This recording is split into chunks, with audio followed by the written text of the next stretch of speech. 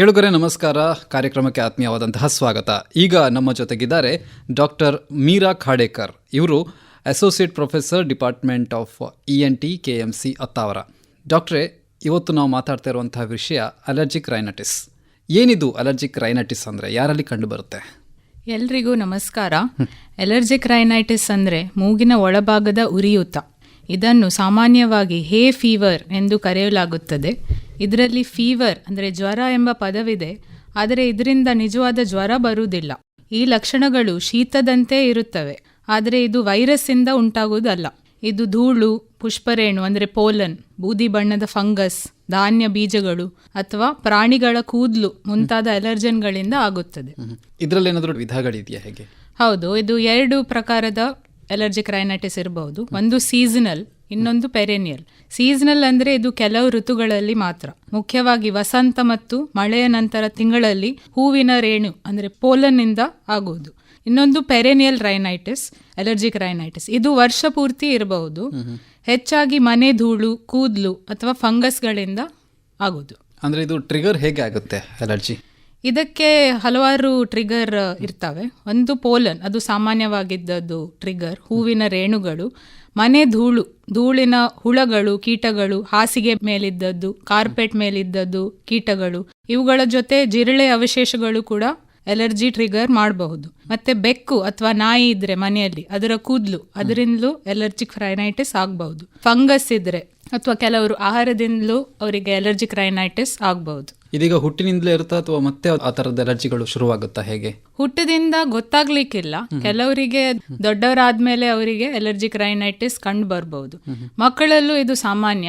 ಈಗ ಭಾರತದಲ್ಲಿ ನೀವು ನೋಡಿದ್ರೆ 10-20 ಜನರಲ್ಲಿ ಅಲರ್ಜಿಕ್ ರೈನೈಟಿಸ್ ಅವರಿಗೆ ಇರ್ತದೆ. ಜೊತೆಗೆ ಒಂದು 70-80 ಜನರಲ್ಲಿ ಅಲರ್ಜಿಕ್ ರೈನೈಟಿಸ್ ಇದ್ದವರಲ್ಲಿ ಆಸ್ತಮಾ ಪ್ರಾಬ್ಲಮ್ ಕೂಡ ಇರಬಹುದು. ಇದು ಯಾರಲ್ಲಿ ಜಾಸ್ತಿಯಾಗಿ ಕಂಡು ಬರುತ್ತೆ? ಇದು ಹೇಳಲಿಕ್ಕಾಗುದಿಲ್ಲ. ಒಮ್ಮೊಮ್ಮೆ ಜೆನೆಟಿಕ್ಸ್ ಇದು ರೂಲ್ ಫಾಲೋ ಮಾಡ್ತದೆ. ಅಂದ್ರೆ ಏಜ್ ಫ್ಯಾಕ್ಟರ್ ಏನಾದರೂ ಇರ್ತದೆ ಇದಕ್ಕೆ? ಏಜ್ ಫ್ಯಾಕ್ಟರ್ ಅಂತ ಅಲ್ಲ, ಮಕ್ಕಳಲ್ಲೂ ಇರಬಹುದು, ದೊಡ್ಡವರಲ್ಲೂ ಇರಬಹುದು. 2ರಿಂದ 4ನೇ ಡಿಕೇಡ್ ಆ ದಶಕದಲ್ಲೂ ಅದು ಸಾಮಾನ್ಯವಾಗಿ ಇರ್ತದೆ. ಇದರ ಸಾಮಾನ್ಯ ಲಕ್ಷಣಗಳು ಏನೆಲ್ಲ ಇರುತ್ತೆ? ಸಾಮಾನ್ಯವಾಗಿ ನಿರಂತರ ಸೀನುವಿಕೆ ಇರುವುದು, ಮತ್ತೆ ಮೂಗು ಹರಿಯುವುದು ಅಥವಾ ಮೂಗು ಮುಚ್ಚಿಕೊಳ್ಳುವುದು, ಮೂಗು, ಗಂಟ್ಲು ಅಥವಾ ಬಾಯಿಯಲ್ಲಿ ಕಿರಿಕಿರಿ ಆಗುವುದು, ಕೆಮ್ಮು, ಕಣ್ಣು ಕೆಂಪಾಗುವುದು, ಕಣ್ಣಲ್ಲಿ ನೀರು ಬರುವುದು, ಉರಿ ಆಗುವುದು, ಈ ಸಿಂಪ್ಟಮ್ಸ್ ಅಲರ್ಜಿಕ್ ರೈನೈಟಿಸ್ ಅಲ್ಲಿ ಇರ್ತವೆ. ಹೆಚ್ಚಾಗಿ ಅಲರ್ಜಿಕ್ ರೈನೈಟಿಸ್ ಕೆಲವರು ಅದನ್ನು ಸಾಮಾನ್ಯ ಶೀತ ಅಂತ ನಿಗ್ಲೆಕ್ಟ್ ಮಾಡ್ತಾರೆ. ಸಾಮಾನ್ಯ ಶೀತ 7-10 ದಿನ ಮಾತ್ರ ಇರ್ತದೆ ಮತ್ತು ಗಂಟ್ಲು ನೋವು ಅಥವಾ ಜ್ವರ ಕೂಡ ಇರಬಹುದು. ಆದರೆ ಅಲರ್ಜಿಕ್ ರೈನೈಟಿಸ್ ವಾರಗಳು ಅಥವಾ ತಿಂಗಳುಗಳವರೆಗೆ ಮುಂದುವರಿಯಬಹುದು ಮತ್ತು ಸಾಮಾನ್ಯವಾಗಿ ಜ್ವರ ಇರುವುದಿಲ್ಲ. ಈಗ ಈ ತರದ ಲಕ್ಷಣಗಳು ಸಾಮಾನ್ಯವಾಗಿ ಶೀತ ಜ್ವರದಲ್ಲೂ ಇರ್ತದೆ, ಆದರೆ ಇದು ಅಲರ್ಜಿಕ್ ರೈನೈಟಿಸ್ ಅಂತ ಹೇಳಿ ಹೇಗೆ ಕಂಡುಹಿಡಿಯಲಾಗುತ್ತೆ ಇದನ್ನ? ಸೊ ಅವರದ್ದು ಲಕ್ಷಣಗಳು ದಿನಚರಿ, ನಿದ್ರೆ ಅಥವಾ ಗಮನ ಕ್ಷಮತೆ ಮೇಲೆ ತೊಂದರೆ ಉಂಟು ಮಾಡಿದ್ರೆ ಅಥವಾ ಫಾರ್ಮಸಿಯಲ್ಲಿ ಸಿಗುವ ಔಷಧಗಳು ಅವರಿಗೆ ಸಹಾಯ ಮಾಡ್ತಾ ಇಲ್ಲ ಅಂತ ಇದ್ರೆ ವೈದ್ಯರನ್ನು ಭೇಟಿಯಾಗುವುದು ಉತ್ತಮ. ಸೊ ಪೇಷಂಟ್ಸ್, ರೋಗಿಗಳು ENT OPDಗೆ ನಮ್ಮ ಹತ್ರ ಬರುವಾಗ ನಾವು ಫಸ್ಟ್ ಅವರ ಹತ್ರ ಸ್ಪಷ್ಟವಾದ ಹಿಸ್ಟ್ರಿಯನ್ನು ಎಲಿಸಿಟ್ ಮಾಡ್ತೇವೆ, ಪ್ರಶ್ನೆಗಳನ್ನು ಕೇಳ್ತೇವೆ.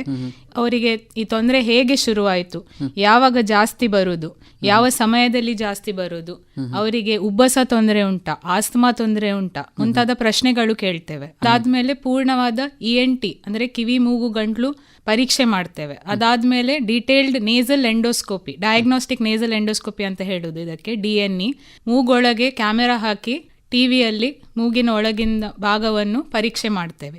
ಇದಾದ್ಮೇಲೆ ಅಗತ್ಯ ಇದ್ರೆ ನಾವು ಒಂದು ಸ್ಕಿನ್ ಪ್ರಿಕ್ ಟೆಸ್ಟ್ ಅಂದ್ರೆ ಚರ್ಮ ಚುಚ್ಚು ಪರೀಕ್ಷೆ, ಇಲ್ಲದಿದ್ರೆ ರಕ್ತ ತಪಾಸಣೆ, ಅದು ಸೀರಮ್ IG ಅಂತ ಒಂದು ಬ್ಲಡ್ ಟೆಸ್ಟ್ ಉಂಟು, ಮತ್ತೆ ಯೂಸ್ನೋಫಿಲ್ ಟೆಸ್ಟ್ ಅಂತ ಉಂಟು. ಈ ಟೆಸ್ಟ್ ಅನ್ನು ಮಾಡಿ ನಾವು ಡಯಾಗ್ನೋಸ್ ಮಾಡುದು ಅಲರ್ಜಿಕ್ ರೈನೈಟಿಸ್ ಅನ್ನು. ಈಗ ತಾವು 2 ವಿಧಗಳು ಅಂತ ಹೇಳಿದ್ರಿ, ಸೀಸನಲ್ ಮತ್ತೆ ಪೆರೆನಿಯಲ್ ಅಂತ ಹೇಳಿ. ಇದರ ಒಂದು ವ್ಯತ್ಯಾಸ ಏನಿರ್ತದೆ? ಅದೇ, ಇದು ಮೇನ್ಲಿ ಅವರ ಸಿಂಪ್ಟಮ್ಸ್ ಮೇಲೆ, ಅವರ ಲಕ್ಷಣಗಳ ಮೇಲೆ. ಸೀಸನಲ್ ಅಂದ್ರೆ ಆ ಋತುಗಳಲ್ಲಿ ಮಾತ್ರ, ವಸಂತ ಋತು ಅಥವಾ ಮಳೆಯಾದ ಮೇಲಿನ ತಿಂಗಳಲ್ಲಿ ಮಾತ್ರ ಜಾಸ್ತಿ ಕಂಡು ಬರುವುದು. ಲಕ್ಷಣಗಳು ಒಂದೇ ರೀತಿ ಇರ್ತವೆ, ಆದರೆ ಜಸ್ಟ್ ಕೆಲವು ವಾರ ಬಂದು ಅದು ನಿಲ್ತದೆ, ತಾನಾಗಿ ನಿಲ್ಬಹುದು. ಇಲ್ಲದಿದ್ರೆ ಔಷಧಿಗಳು ಸೇವನೆ ಮಾಡಿ ಕಡಿಮೆ ಆಗಬಹುದು. ಆದ್ರೆ ವರ್ಷ ಪೂರ್ತಿ ಇರುವುದು ಅದು ಪೆರೇನಿಯಲ್ ಅಲರ್ಜಿಕ್ ರೈನೈಟಿಸ್. ಅಲರ್ಜಿ ಅದು ಕೂಡ, ಆದರೆ ಅದು ಎಷ್ಟು ಅವ್ರ ಔಷಧಿಗಳು ತಗೊಂಡ್ರು ಕಡಿಮೆ ಆಗುದಿಲ್ಲ. ಈಗ ಇದಕ್ಕೆ ಯಾವ ರೀತಿಯಾಗಿ ಚಿಕಿತ್ಸೆಗಳಿರ್ತದೆ, ಪ್ರಿವೆನ್ಷನ್ ಮಾಡಲಿಕ್ಕೆ ಸಾಧ್ಯ ಇದೆಯಾ ಇದನ್ನು? ಹೌದು, ಎಲರ್ಜಿಕ್ ರೈನೈಟಿಸ್ ಪೇಷಂಟ್ಗಳಿಗೆ ಫಸ್ಟ್ ಅವ್ರು ಬಂದಾಗ ನಾವು ಅವರಿಗೆ prevention is better then cure ಅಂತ ಹೇಳೋದು. ಎಲ್ಲರಿಗೂ ಒಂದೇ ರೀತಿ ಎಲರ್ಜಿಕ್ ರೈನೈಟಿಸ್ ಇರುವುದಿಲ್ಲ, ಪ್ರತಿಯೊಬ್ಬರಿಗೂ ಬೇರೆ ಬೇರೆ ಪ್ರತಿಕ್ರಿಯೆ ಇರಬಹುದು.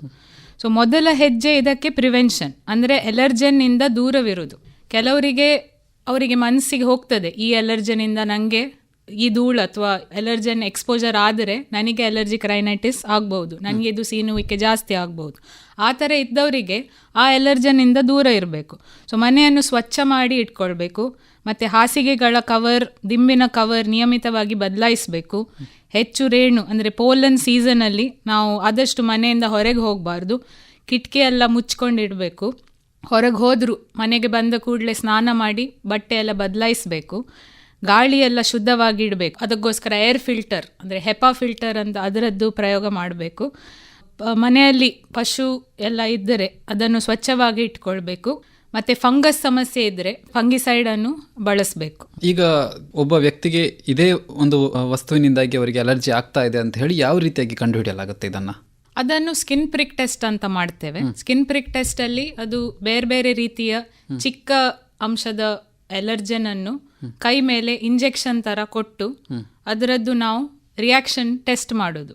ಸೊ ಇಲ್ಲಿ ಒಂಥರ ಸ್ವೆಲ್ಲಿಂಗ್ ಥರ ಬರ್ತದೆ ಕೈ ಮೇಲೆ, ಅದನ್ನು ನೋಡಿ ನಾವು ಅದರದ್ದು ಎಲರ್ಜಿ ಉಂಟಾ ಇಲ್ಲ ಅಂತ ನಾವು ಡಯಾಗ್ನೋಸ್ ಮಾಡೋದು. ಸೊ ಅದನ್ನು ಸ್ಕಿನ್ ಪ್ರಿಕ್ ಟೆಸ್ಟ್ ಅಂತ ಹೇಳ್ತೇವೆ.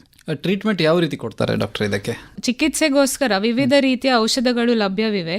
ಈಗ ಇದರಲ್ಲಿ ಆಂಟಿಹಿಸ್ಟಮಿನಿಕ್ಸ್, ಸ್ಟೀರಾಯ್ಡ್ ನೇಸಲ್ ಸ್ಪ್ರೇ ಮತ್ತು ನೇಸಲ್ ಡಿಕಂಜೆಸ್ಟೆಂಟ್ಸ್, ಇದು ನಾವು ಎಲರ್ಜಿಯ ಲಕ್ಷಣಗಳನ್ನು ಕಡಿಮೆ ಮಾಡಲಿಕ್ಕೆ ಕೊಡೋದು. ಅದು ಬಿಟ್ಟರೆ ನೇಸಲ್ ಸಲೈನ್ ಇರಿಗೇಷನ್, ಇದರಲ್ಲಿ ಮೂಗಿನ ಒಳಗಿನ ಭಾಗ, ಅದರಿಂದ ನಾವು ಎಲರ್ಜನ್ಗಳನ್ನು ಹೊರ ಹಾಕುವುದು. ಹೇಗೆ ಮೂಗಲ್ಲಿ ದೊಡ್ಡ ಸಿರಿಂಜಲ್ಲಿ ಸಲೈನ್ ನಾವು ಮೂಗಿನೊಳಗೆ ಇಂಜೆಕ್ಟ್ ಮಾಡೋದು, ಆ ಫೋರ್ಸಿಗೆ ಮೂಗಿನ ಒಳಗಿನ ಎಲರ್ಜನ್ ಎಲ್ಲ ಹೊರಗೆ ಫ್ಲಶ್ ಆಗಿ ಹೋಗ್ತದೆ. ಸೊ ಗಂಭೀರ ಸ್ಥಿತಿ ಅಥವಾ ದೀರ್ಘಕಾಲದ ಎಲರ್ಜಿ ಇದ್ದರೆ ಕೆಲವೊಮ್ಮೆ ವೈದ್ಯರು ಇಮ್ಯುನೊಥೆರಪಿ ಕೂಡ ಕೊಡ್ತಾರೆ. ಇಮ್ಯುನೊಥೆರಪಿ 2 ಪ್ರಕಾರದ ಇರ್ತವೆ. ಒಂದು ಸಬ್ಕ್ಯೂಟೇನಿಯಸ್ ಅಂದರೆ ಇಂಜೆಕ್ಷನ್ ರೂಪದಲ್ಲಿ, ಅದು ಡಾಕ್ಟ್ರೇ ಇಂಜೆಕ್ಟ್ ಮಾಡೋದು ಇಮ್ಯುನೊಥೆರಪಿ. ಇನ್ನೊಂದು ಸಬ್ಲಿಂಗ್ವಲ್ ಅಂದರೆ ನಾಲಿಗೆ ಅಡಿಯಲ್ಲಿ ಇಟ್ಟು ಅಥವಾ ಹನಿಯ ರೂಪದಲ್ಲಿ, ಇದನ್ನು ಮನೆಯಲ್ಲೇ ರೋಗಿಗಳು ಬಳಸಬಹುದು. ಒಂದು ವೇಳೆ ಇದಕ್ಕೆ ಸರಿಯಾದ ಸಮಯದಲ್ಲಿ ಚಿಕಿತ್ಸೆಯನ್ನು ತಗೊಂಡಿಲ್ಲ ವ್ಯಕ್ತಿಗಳು ಅಂತ ಹೇಳಿದ್ರೆ ಏನಾಗುತ್ತೆ? ಸೊ ಟೈಮ್ಲಿ ಅವರು ವೈದ್ಯರ ಹತ್ರ ಕನ್ಸಲ್ಟೇಷನ್ ಮಾಡದಿದ್ರೆ ಹಲವಾರು ಸಮಸ್ಯೆ ಆಗ್ಬೋದು. ಇದರಲ್ಲಿ ಒಂದು ಕಿವಿ ಸಮಸ್ಯೆ ಆಗ್ಬೋದು, ಕಿವಿ ಸೋಂಕುಗಳು ಆಗ್ಬೋದು, ಕಡಿಮೆ ಕೇಳುವುದು ಅಂದರೆ ಒಂದು ಯೂಸ್ಟೇಷನ್ ಟ್ಯೂಬ್ ಅಂತ ಇರ್ತದೆ, ಮೂಗು ಮತ್ತು ಕಿವಿ ಮಧ್ಯದ್ದು ಟ್ಯೂಬ್, ಅದು ಈ ಮೂಗಿನ ಸಮಸ್ಯೆಯಿಂದ ಆ ಟ್ಯೂಬ್ ಬ್ಲಾಕ್ ಆಗಿ ಕಿವಿಯ ಸಮಸ್ಯೆ ಆಗಬಹುದು. ಇನ್ನೊಂದು ಸೈನಸ್ ಸೋಂಕುಗಳು ಆಗ್ಬೋದು, ಕ್ರಾನಿಕ್ ಸೈನಸೈಟಿಸ್ ಅಂತ ಒಂದು ಕಾಮನ್ ಪ್ರಾಬ್ಲಮ್ ಇದೆ, ಇದು ಎಲರ್ಜಿಕ್ ರೈನೈಟಿಸ್ ಇಂದ ಆಗ್ಬೋದು. ಕ್ರಾನಿಕ್ ಸೈನಸೈಟಿಸ್ ಆಗಿ ಮೂಗಿನ ಸುತ್ತ ಇದ್ದ ಸೈನಸ್ಗಳಲ್ಲಿ ಪಾಲಿಪ್, ದುರ್ಮಾಂಸ ಬೆಳಿಬಹುದು, ಅದನ್ನು ನೇಸಲ್ ಪಾಲಿಪ್ಸ್ ಅಂತ ಹೇಳ್ಬೋದು. ಸೊ ಆ ಥರ ಏನು ಪ್ರಾಬ್ಲಮ್ ಆದರೆ, ಸೈನಸೈಟಿಸ್ ಇಲ್ದಿರೆ ನೇಸಲ್ ಪಾಲಿಪ್ಸ್ ಎಲ್ಲ ಆದರೆ ಸಾಮಾನ್ಯ ಔಷಧಗಳು ಸಾಲುವುದಿಲ್ಲ, ಅದರಲ್ಲಿ ಶಸ್ತ್ರಚಿಕಿತ್ಸೆ ಕೂಡ ಮಾಡಬೇಕಾಗ್ಬೋದು. ಈ ಶಸ್ತ್ರಚಿಕಿತ್ಸೆ ಅಂದರೆ ಯಾವ ರೀತಿ ಇರ್ತದೆ ಇದು? ಶಸ್ತ್ರಚಿಕಿತ್ಸೆ ಅಂದರೆ ನಾವು ಹೆಚ್ಚಾಗಿ ಎಂಡೋಸ್ಕೋಪಿಕ್ ಸರ್ಜರಿ ಮಾಡ್ತೇವೆ.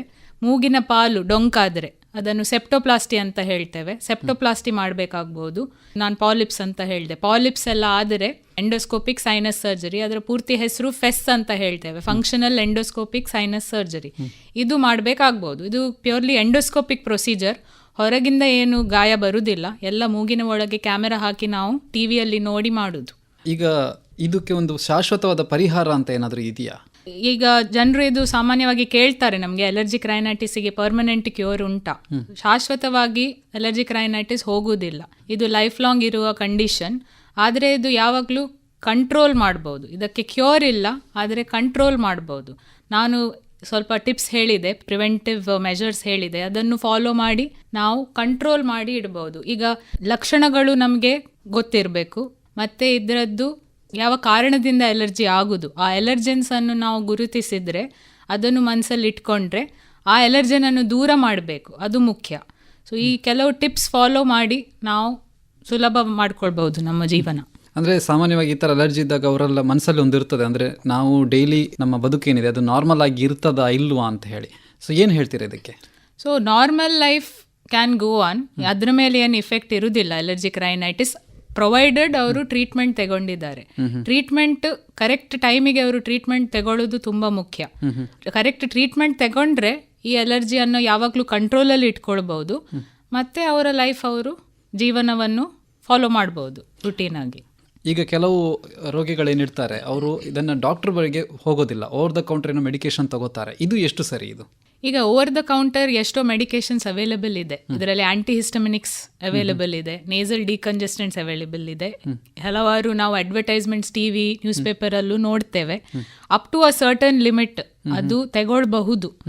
ಆದರೆ ಕೆಲವು ಪೇಷಂಟ್ಸ್ ನಮ್ಮಲ್ಲಿ ಬರ್ತಾರೆ, ಫಾರ್ ಎಕ್ಸಾಂಪಲ್ ನೇಸಲ್ ಡಿಕಂಜೆಸ್ಟೆಂಟ್ಸ್, ಅವ್ರ ಹತ್ರ ನಾವು ಹಿಸ್ಟ್ರಿ ತಗೊಳ್ಳುವಾಗ ವರ್ಷ ಪೂರ್ತಿ ಅವರು ಆ ಡಿಕಂಜೆಸ್ಟೆಂಟ್ ಅನ್ನು ಬಳಸಿ ಇರ್ತಾರೆ, 1 ವರ್ಷ ತಗೊಂಡಿರ್ತಾರೆ. ಮತ್ತೆ ಅವರು ಹೇಳ್ತಾರೆ ನಾವು ಅದು ನಿಲ್ಲಿಸಿದ ಕೂಡಲೇ ನಮಗೆ ಪುನಃ ಈ ತೊಂದರೆ ಬರ್ತದೆ. ಸೊ ಆ ಕಂಡೀಷನ್ ಹೆಸರು ರೈನೈಟಿಸ್ ಮೆಡಿಕಮೆಂಟೋಸಾ ಅಂತ. ಅದು ಆಕ್ಚುಲಿ ಒಂದು side effect of the nasal ಡಿಕಂಜೆಸ್ಟೆಂಟ್.